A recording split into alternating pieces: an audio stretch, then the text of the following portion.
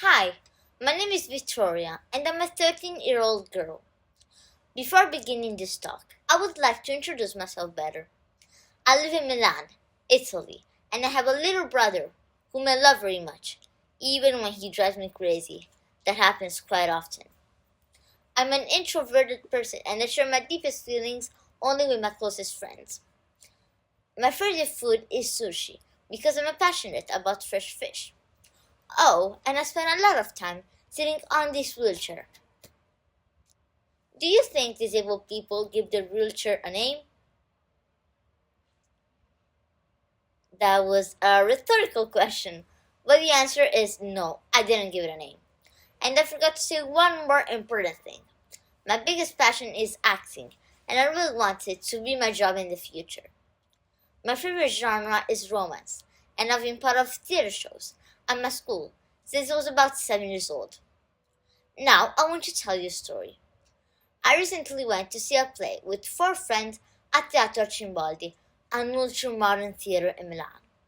The theater had seats accessible for people with disabilities, so I brought the group tickets online. I assumed that the place was accessible for people in wheelchairs too. The waiting night arrived. We got to the theater and asked the theater staff where I could sit with my friends, and she responded, "Ma'am, you can sit in the last row where there are people with reduced mobility." I was shocked that all people with reduced mobility were placed in the last row. Those are the worst seats where you can't see the actor's expressions and everything is just too small. At that point, I said, "Okay, guys, let's go." I started pushing the wheels towards my sitting area, but the staff lady stopped me by saying, "Sorry, ma'am, your friends can come with you." And I responded, "Oh, I am sure I bought 5 tickets. Let me check on my phone." She interrupted me again by saying, "I know you bought 5 tickets, ma'am, but the seats for people with reduced mobility can accommodate one person with this chair." She pulled out a small and uncomfortable looking chair that is meant to accommodate the companion of someone with a disability. I was speechless. Literally, the staff lady started staring at me. I didn't know what to do and I thought, but why?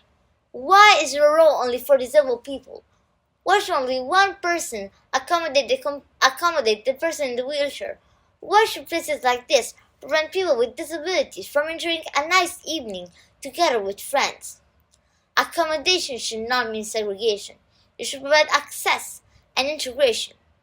Unfortunately, these episodes happen way too often to people with physical disability. Believe me, I could tell you many more stories like this, but it would take me hours to share them. Did you know that disabled people are one of the biggest minority groups in the world? According to the World Health Organization, there are 1.3 billion people experiencing significant disability. That's 1 in 6 of us. And in order to lead a normal life, people with physical disability need to have access to all places: hospitals, schools, offices, shops, and many others. But what most people don't know is that next to a physical barrier, there is always a psychological one.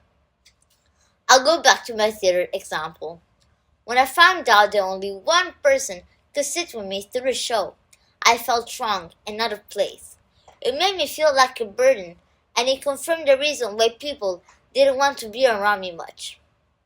These thoughts sometimes can really damage your self-confidence and mental health.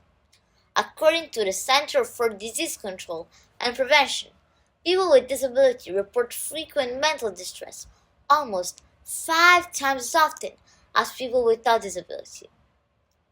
But physical and mental barriers are not the only barriers disabled people live with.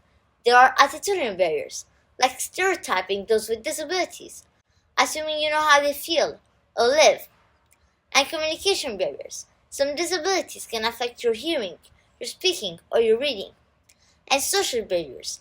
Young people with disabilities are less likely to graduate high school. And those are just some examples.